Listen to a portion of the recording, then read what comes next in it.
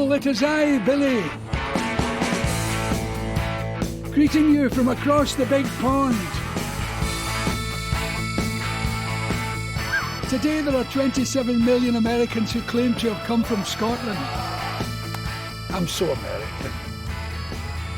You can tell it by my voice.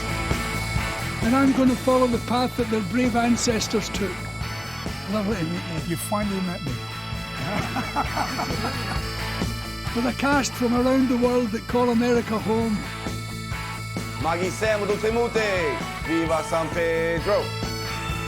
From Massachusetts to Nashville, it's 3,000 miles through 10 incredible states. On a trail to all the places you've heard of, but have rarely ever seen. I woke up this morning with the Blue Ridge outside my window. I always wanted to see the Blue Ridge Mountains. This is a tale of families. My uncle, my dad's brother, had 22 kids. Never. Framed in unbelievable sights. So it's not real. Your brain won't handle it. To make an epic but rarely taken journey into the surprising heart of America. Perhaps we could see Murderer's Alley. Got your attention, huh? Because there never has been a better time to look at where America has come from. Or to find out where it's going next. Yes! Yeah! So what are you waiting for? Come on! I promise you, it's going to be fun.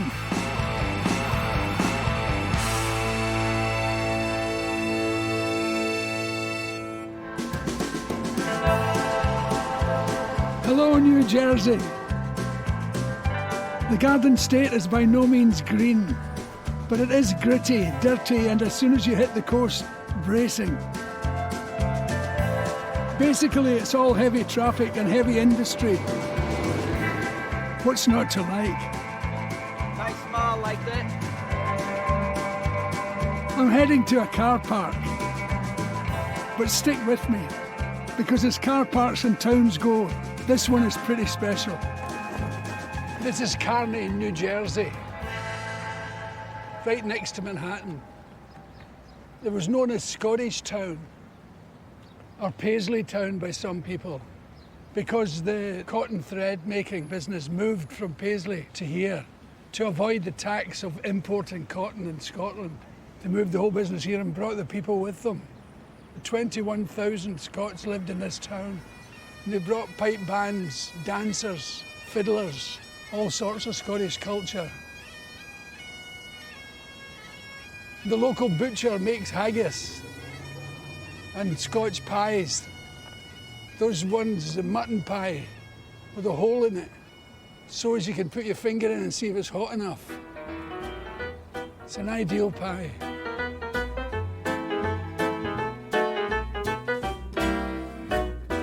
They brought football with them. I won't say soccer, that'll be my last mention of the word. That horrible wee word. Football, the game you play with your feet. And the workers would come out at lunchtime and play football. But on the weekends, the Italians, the French, the Poles and the Germans would gather here, and the Scots, and they would have international games. They would have a little World Cup. And they believed that they introduced football to America.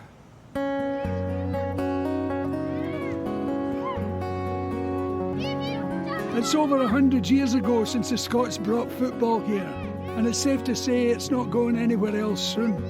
Soccer Town, USA. Where else you gonna go? It's like the only city in America that sent 3 players to the World Cup. It's like water. Life. Yeah. Life, breathe, breath. You All breathe, my kids live, do. eat, sleep, soccer. And while American football pitches sit idle, the local parks are overrun with kids playing the beautiful game. They love football. And that's why every time the World Cup is on, local school attendance plummets. And right in the heart of it, proud son of a Scotsman, Andrew Pollock. Billy, welcome to the Scots American Club here in Kearny. Thanks, it's great to be back. So great to see you. It's about 40 years since I was here. 40 years. Wow. Yeah.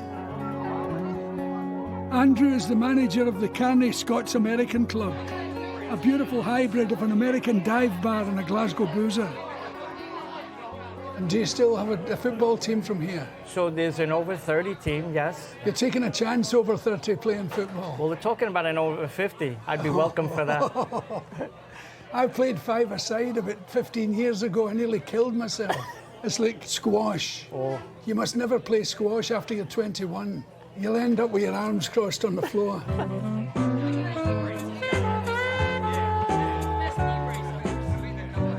And you kept the football alive here over the years. Absolutely.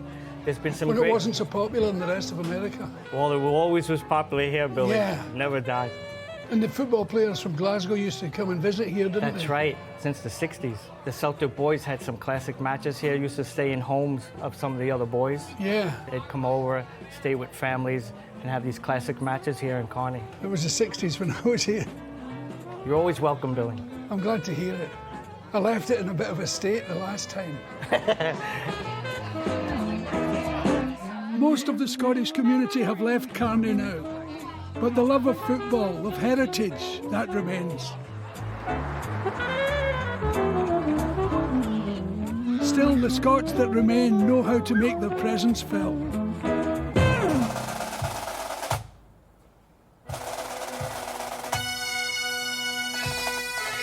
This is the St Columkill United Gaelic Piping Band, led by Joe McGonigal. There are scores of pipe bands on the east coast of America, and legend has it that the McGonigals have had their fingers involved in every single one, which is why people call Joe the Yoda of the pipes. That was lovely. Thanks, Billy.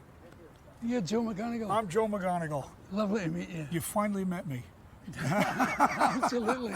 All these years. It's been a long time. Exactly. That was delightful. Well, thanks. You didn't Especially see playing me. on the naked bagpipes. Well, it's a new sheepskin bag from Scotland, and it's not bad. It's actually quite good. That's lovely. Uh-huh. Yep. And you won the All-Ireland, didn't you? We won the All-Ireland last July, the only North American band to ever win that contest. So not bad for a bunch of Yanks. Yes. I see your fingers going. Or you got the chant around? Or No, okay? I've got Parkinson's. It's the second best to play in the pipes. Thank you so much. Oh, my pleasure. To the north of Kearny lies the America I dreamt of in my childhood in Glasgow. Before rock and roll, we all thought that America was like this.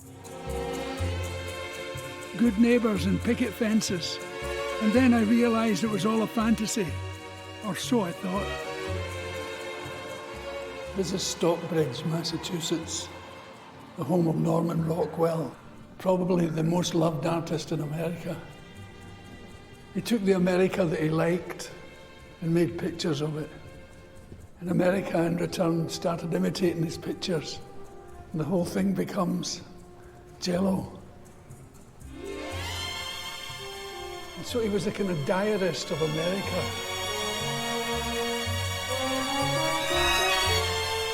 Even if you don't know the name of the paintings, you know Rockwell's world. Christmas, Thanksgiving, family, suburbia, holidays and children.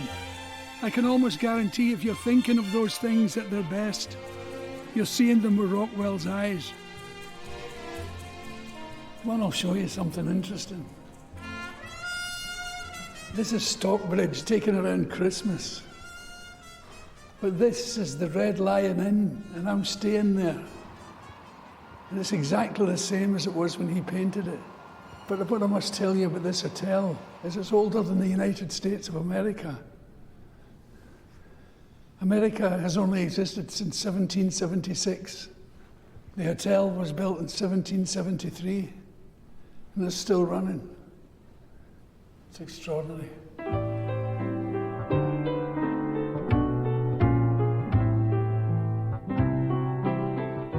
There's a great example of his humour here.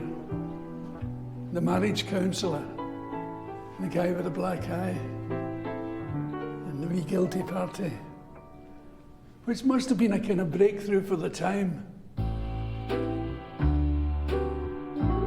For all his idealism, Rockwell wasn't afraid to turn his gaze to America's worst attributes. This painting of a 6-year-old Ruby Bridges being escorted to a segregated school in 1960 received as much criticism as it did praise when it was first published. I think Rockwell would have been delighted that President Obama cherished the painting and had it hanging in his White House. There's no equivalent of Rockwell today in the Trump era. I don't know whether they could do with it or not. Maybe it's not so good to have a dream sequence of how you really are. The reason why America loves Rockwell is they recognize themselves. This is how they look. Or more specifically, this is how people in Rockwell's Stockbridge look. Because all of his models were his neighbours, friends, doctors and policemen, you can still see all those faces in the gallery today. Some are wishful thinking, and others really are straight from a painting. The way you get selected to be a Rockwell model was to live in Stockbridge. That was really the only criteria. I was discovered, as it were, in the local cafeteria of my grammar school. And Mr. Rockwell would periodically come in with the principal, and he would give you a little interview. And I thought nothing of it, and then one day my mother says to me, "Put on a good shirt, because you're going to go pose for Mr. Rockwell." The trooper was in fact a Massachusetts state trooper, and his mother lived next door to Mr. Rockwell. It's a very special image to most law enforcement because you look at it and you know nothing bad is ever going to happen to this kid. These two gentlemen are looking out for him.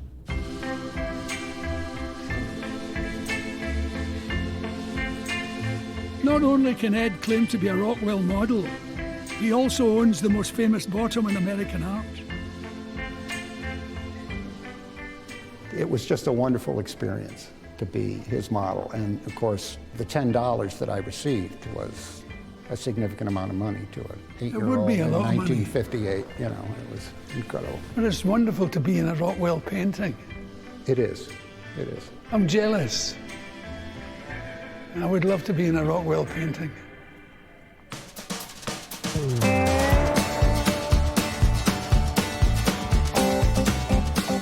Rockwell gave the world the best of America, and Scotland gave America the best of its music. Not with its pipes and drums, but with its fiddles, dance music and laments. These provided the Celtic soul that was a soundtrack to an emergent nation. And with that in mind, I'm heading off the highway towards the town of Nazareth, Pennsylvania, famous the world over for one reason.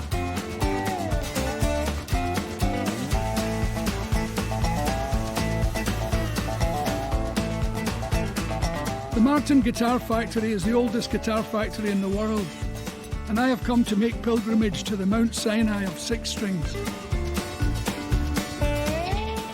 So do you have a Martin that you play? Yeah, I have a Martin D35. D35, okay, that's a good choice. Eric Idle gave me it. Oh, really? From Monty Python? Yes. Oh. He's a good player. Is he? Yeah. He wrote all those Monty Python songs. Oh, did he? Yeah. Let me be blunt. Visiting factories is not how I would usually choose to spend my time. But when you consider that at least half of the greatest songs written in rock and roll, country, and pop music have been written and played on a Martin guitar, well, it's pretty hard not to get excited. So I'm totally flabbergasted. I've never been in a guitar factory before. Well, welcome. A lot of people laugh because I'm a bit of a tree hugger. Yeah. And they're like, how did you get into a position where you're cutting trees every day? I'm like, I might be cutting them up, but we're preserving them. Absolutely. There's no better way to preserve some of the exotic woods that come through our factory than encase them in finish and be able to produce such an amazing sound with the guitars we build. It's really, really cool.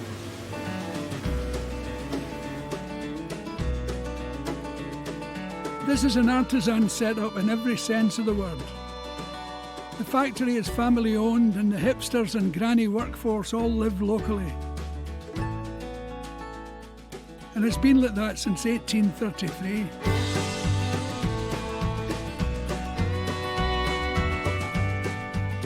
Oh, look at that. Yeah, this is serial number 1 million, all hand inlaid. That guitar took about 2 years to build just because of the hand inlay. It's unbelievable. A brand new guitar can run anywhere from 500 to 200,000 and rising dollars. That's a lot of notes. Boom, boom. But the guitars in this room are priceless. Some date back to the early 1800s, others belong to Elvis, Johnny Cash, Kurt Cobain and Willie Nelson. But I've made this musical pilgrimage for one nerve-wracking reason. And then up here, we have Hank Williams' 1947 D18. Oh.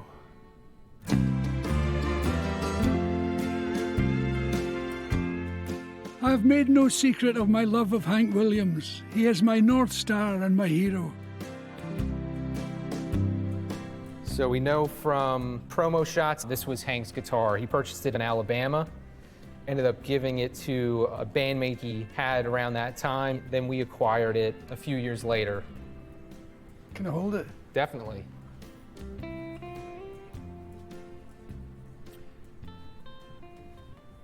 mean, I like to think what songs Hank wrote on that guitar. Yeah.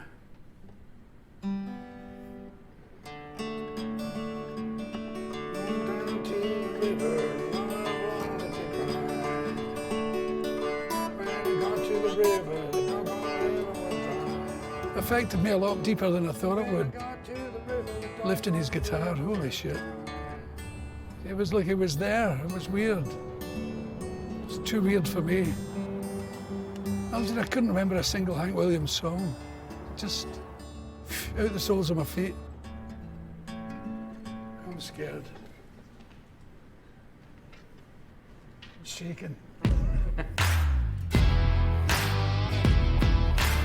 But Pennsylvania hasn't finished with me yet, not by any stretch, because I'm off to jail to spend some time in a very famous residence cell.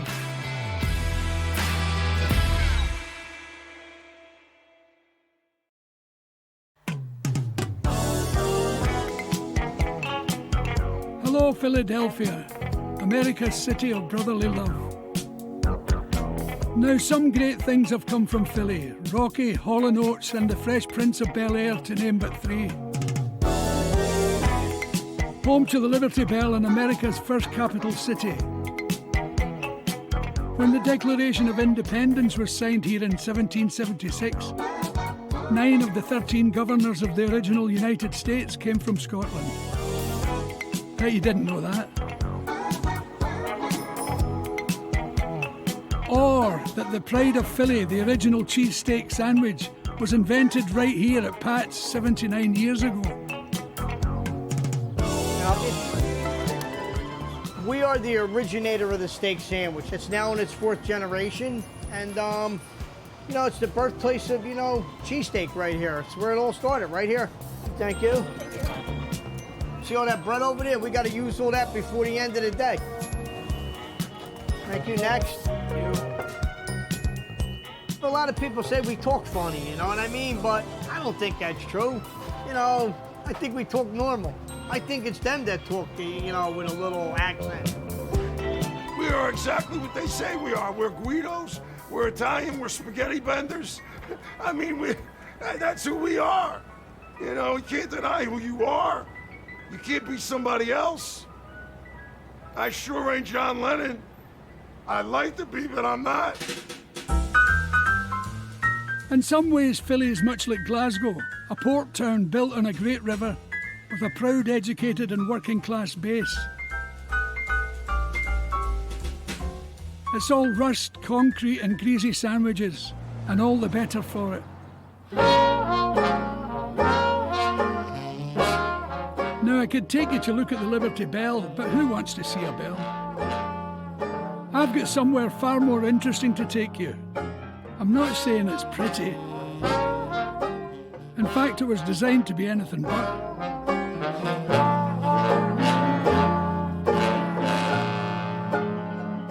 This is the Eastern State Penitentiary, home for a short time to the most famous gangster in the world.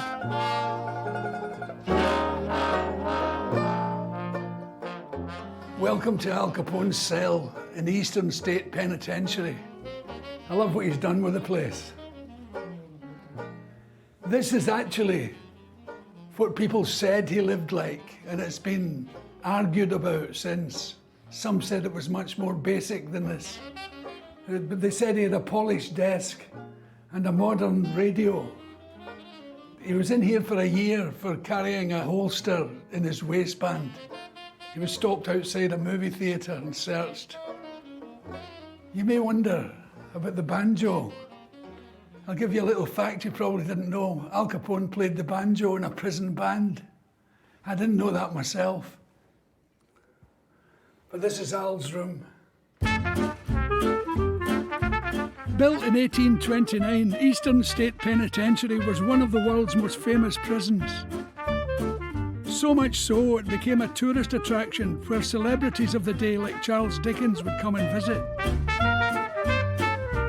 But make no mistake, this was a place that inspired, and with good reason, terrible fear into those that were sentenced to serve time here. This was an extraordinary prison. It was built as something brand new way of thinking about prisons.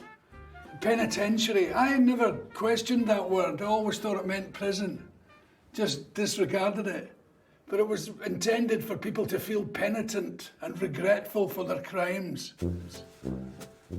It's lit from the top. There's no windows.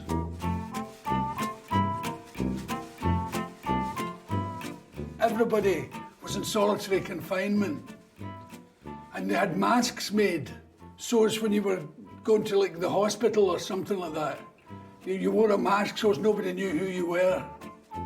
It was cruel and heartless. There was even a dog in here. In 1924, the governor of Pennsylvania sentenced a dog for murder for killing his wife's cat. Pep, the dog's name was, that got life, and he even had a number. People are nuts given half a chance. The prison was closed in 1971. Most of the inmates are long gone from this world, but some still survive, like John Toth. It'll have changed a bit since you were here. Yes, it has. A whole lot.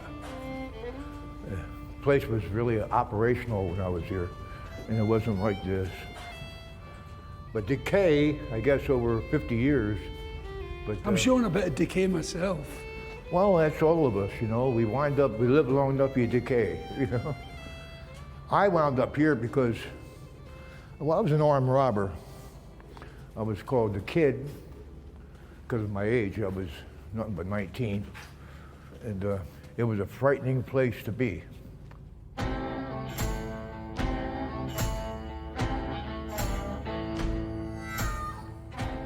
Yeah, that was my cell right there. Golly. How long were you in here? 2 years? 2.5 years. Well, let me see, April 67 to November of 69.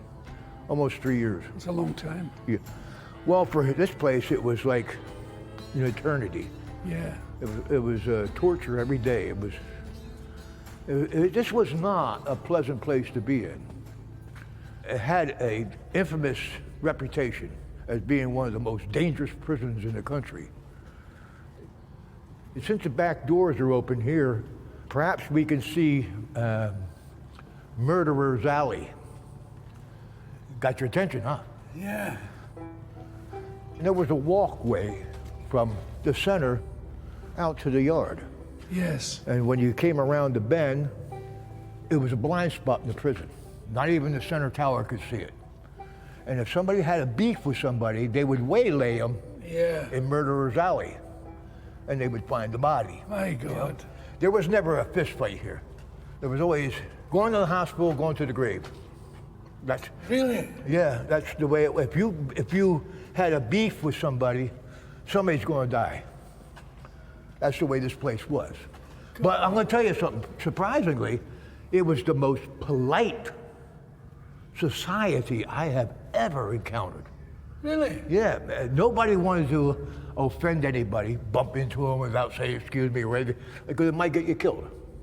Yeah. You know, the guys didn't play that with disrespecting me. You know, I mean, you know, who are you? You know, get shivved. You know? Oh, Jesus.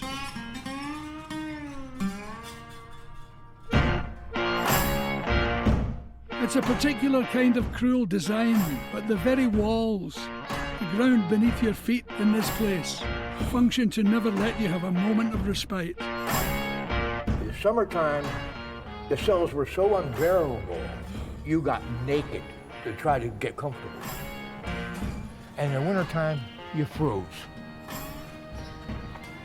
Everything here was stone and steel. There was no soft materials. There was no warm materials.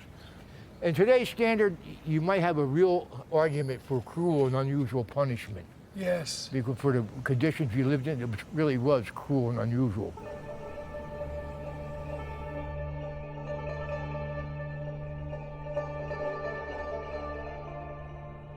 That will live with me forever. God, it's heartless. The fact that the authorities in those days thought it was a good idea to have everybody in solitary confinement, to the degree that they wore masks when they were coming out of their cells so as nobody would know who they were.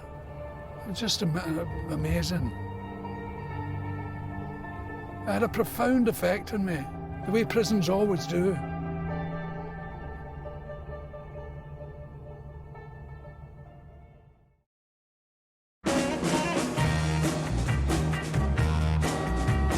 Just an hour away from Philadelphia is Atlantic City, aka America's Playground. It's got many claims to fame, but my favourite is the very first Monopoly game was set here. And the iconic Red Hotel, that was based in this very building, the Irish pub. In Atlantic City, buildings come and go, but the Irish pub is eternal. As is its owner, the matriarch of New Jersey, Kathy Burke. Kathy Burke is a living angel and a protector of Atlantic City. Kathy embodies everything about the human spirit. She's absolutely the queen. Today I'm in for a treat. I'm being taken out for a stroll in a giant pram on the world's first boardwalk. It's always been different. It's always been able to maintain the nostalgia and romanticism of the past decades. It's a microcosm. There's a wonderful place to grow up. You grew up in Atlantic City? Born and raised, and I have nothing but the greatest love for Atlantic City. I totally love Atlantic City.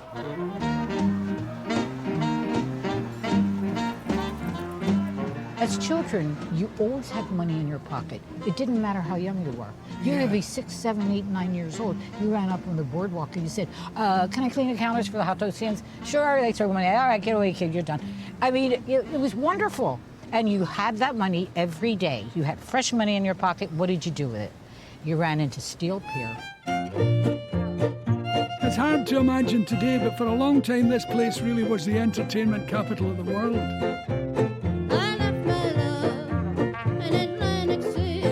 This was Vegas before Vegas was even thought of. It was world-renowned. I mean, every major celebrity in the world came to appear at the Steel Pier, and you couldn't put one foot in front of the other with the crowds. The crowds are immense. There was literally no room on the boardwalk. It was that There were some pictures you couldn't see the boardwalk. There was For the so people. many people.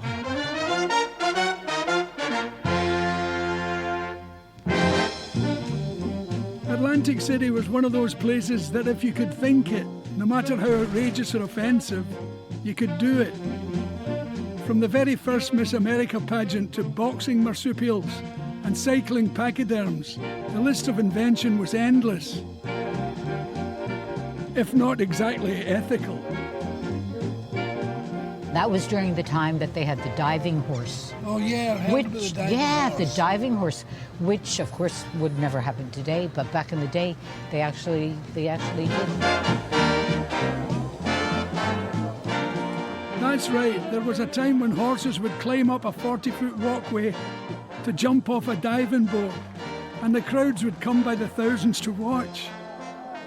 I was very close friends with Arnett French, who was one of the ladies that rode the diving horse. The horse loved to dive, loved the water, and sometimes would go right on into the water, and other times would just stand and look around at the crowd. So it may be 1, 2, or 3 minutes before he would jump into the water. I mean, you couldn't make it up. Some say Atlantic City has had its day, but I wouldn't write this place off yet. Not with people like Kathy around, keeping those memories alive.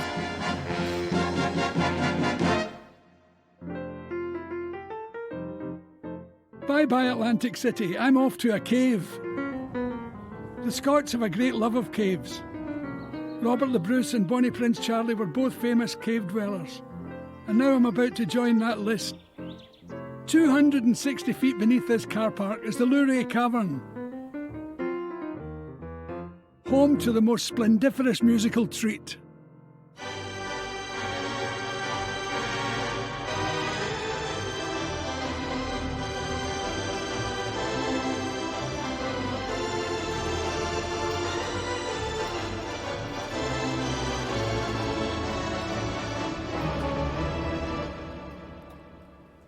This is the biggest musical instrument in the world. Unfortunately, it doesn't have a name. I'll tell you the most unfortunate thing about it. It was invented by a guy called Leland Sprinkle, who came here in 1957 just as another cave entrant. But he'd brought a rubber hammer with him. I know I never go caving without a rubber hammer. And he said to the owners of the cave, I could make the biggest musical instrument in the world.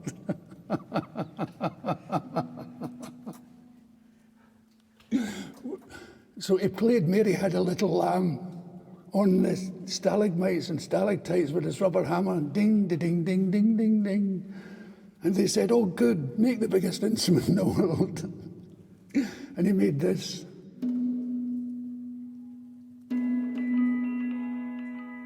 Despite the instrument's splendid appearance, it actually sounds quite different from what you might expect. Almost ghostly. But in the right hands, it's quite special.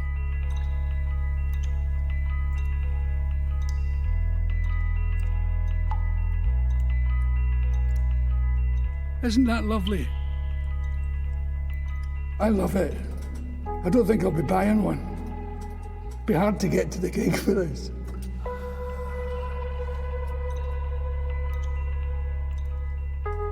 This is a strange place, the Luray Caves.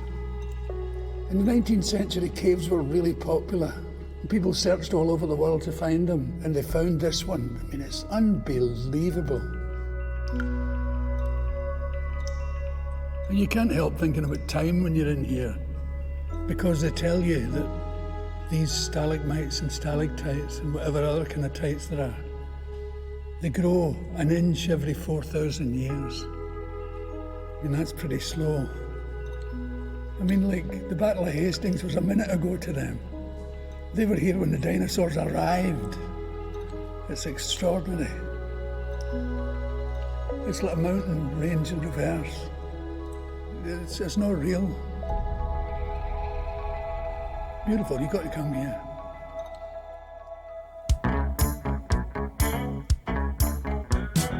The trouble with that organ is it takes your mind away from how unbelievable the cave is. And then he had sawed bits off the stalactites. It took 10 million years to grow. We'll get a G flat out of you if it kills me. Oh, blown it. In for the next one. Woo! Woo! Woo! Down a bit. Oh.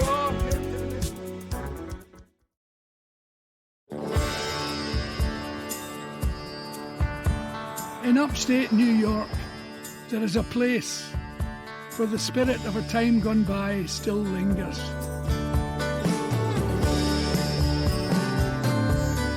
In Woodstock town, old hippies swirl and shake in the hope of waking ghosts of the past. But they're in the wrong place to find the Woodstock they're dreaming of. They need to travel back 50 years into the past and 60 miles further north, to an empty field in a tiny one-road town.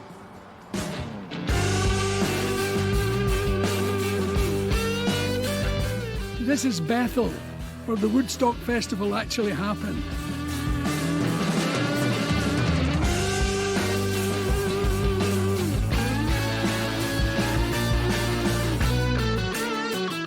It started as a concert featuring The Who, Jimi Hendrix and Janis Joplin, and it turned into an event that defined a generation.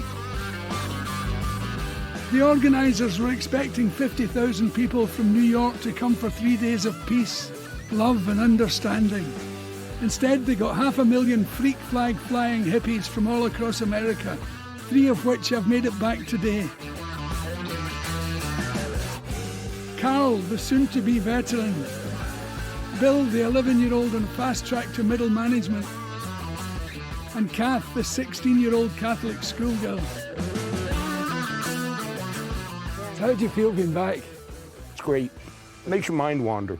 You get lost back in the, the thoughts from the day, and it's... I think mind wandering was the theme for the day. Absolutely. Well, there were a lot of wandering minds here, believe me. I was quite young. I was only 11 when I came here. I was 30 when I left.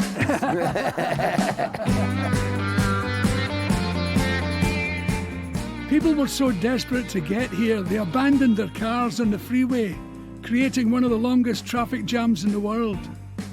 But no one cared, because Mississippi was still burning, and Martin Luther King and Robert Kennedy had been assassinated the year before. Woodstock was a gathering to keep the embers of a decade of revolution alive. The rule book about race, sexuality and equality was being torn up, and nothing was going to be the same again. It was the biggest audience for anything that had ever been. Right. It started a trend of big festivals. Yeah. The Isle of Wight Festival with Bob Dylan. I never liked them. I always remember the toilets. Yeah, that's my memory. That memory is sharp here. My first Portason experience. Yeah. And then after a few days, I just went in the woods. I couldn't do that anymore. No. Whose act do you remember the best? Jimi Hendrix. Jimmy. Canned Heat was another good group that was here. I loved Canned Heat. And Crosby, Grateful Stills Dead. and Nash, that was one of their first concerts. Yeah, was Crosby, here. Stills, Nash, and Young. And Young, yeah. But for all the peace, love and skinny dipping, America was in turmoil with itself.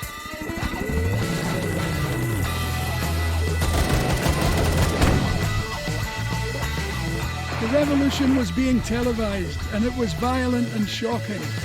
Woodstock was an attempt at an antidote. Everyone there was touched by the Vietnam War. I mean, Yes. All of the guys my age were going, coming back, knew someone who was going. Everybody at that age was involved. And you couldn't not have an opinion on it. I mean, who wanted to be in a war like that? And you went to Vietnam too? Yes, I did. I was only 16 at the time, and I had gotten in some trouble, and I had a choice of either being incarcerated, go to jail, or go in the Army. So, being a wise-ass kid, I figured out back in the Army would be. Surprise. You all seem to have come through the Woodstock experience unscathed. Survivors. Yep. I'd like to think so. Think back on it, it touched everybody's life that was here. Yes, it touched millions of people. Yep. I'm glad it happened. So am I. So am I.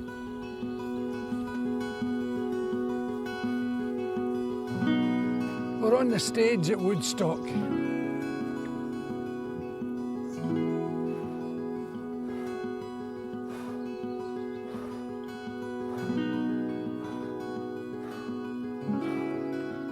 According to this, it's 4:30. And it's 12:30. A lot of people in Woodstock were in that kind of state. It must have been a hell of a feeling to stand here watching 500,000 people. A lovely trio, a school teacher, a Vietnam vet and a truck driver. I love the way they recognise that it has changed them and made them what they are. But it changed the world. It was just one of those things in the 60s. All lined up, the politics, the wars, they changed the world. I'd like to have seen Hendrix playing the national anthem. That was a one-off. Oh, say, can you see by the dawn's early light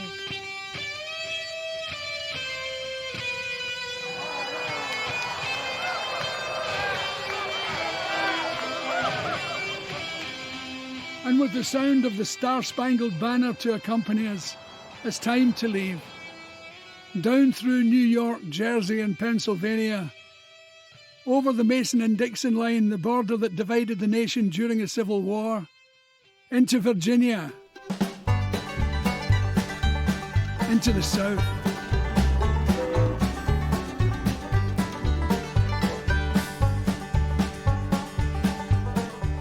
I've always believed that America lives in the south of America. This is where America's heart beats. It's different from the big cities.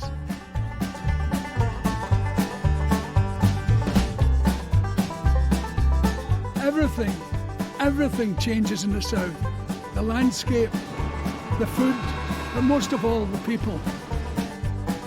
A lot of people think they're a bunch of rednecks, that they kill long-haired people, and they all vote for Trump, and they're all for guns, but they're quite right.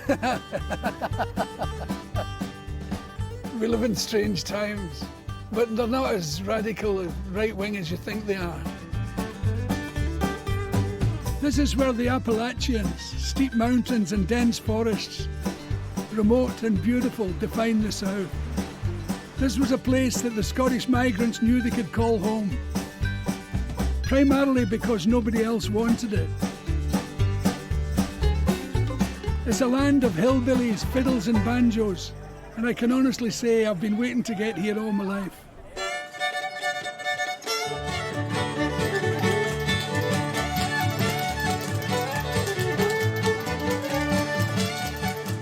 If you ever find yourself in Floyd, Virginia on a Friday night and you've got nothing to do, go to the Floyd Country Store. Have a dance, have a few drinks. You'll never regret it. I promise you it'll take no more than 5 minutes before you get up and start shaking your tail feather. It's for all ages and abilities, and if you're on the floor, you're part of the community. I was watching you all night. You're very good. I was jealous. Yeah, I learned back when I was young. My mom and dad had friends that played instruments. And they come up to the house and they played and we danced and had refreshments, had a good old time. Yeah. That's in the older days. That's where you learned it? Yeah, That's great. I ain't the best. I know I'm good enough I can probably qualify in the top 10. That's lovely. But that's the way it goes. Y'all have a good one.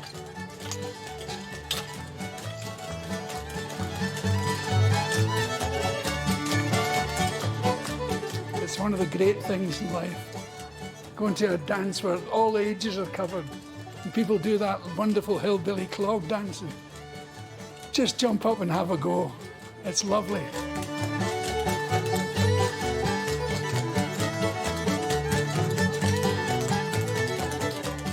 There are less than 500 people living in the town of Floyd, and there is only one traffic light in the whole county. And yet, every Friday since the 70s, musicians from all over the state of Virginia and further afield have come here for the sheer joy of playing and dancing and the Friday night jamboree. This is everything I'd hoped the South would be. I love Virginia. It's struck my heart more strongly than ever before. It's a lovely place, and the people are polite and kind. And people make jokes about them being country bumpkins and poor people. But they remind me of the people I come from myself. They're hard-working, good people. It's a lovely place to visit. Put it on your bucket list.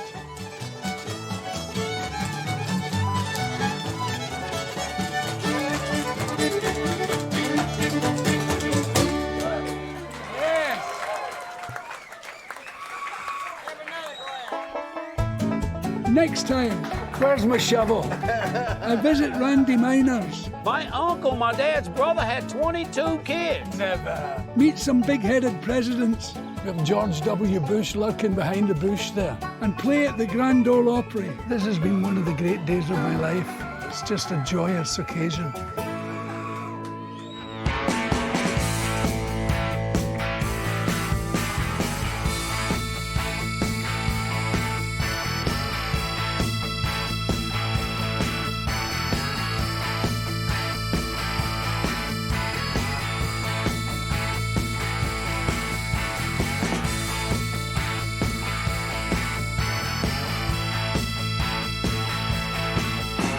You'll get a G flat out of you if it kills me.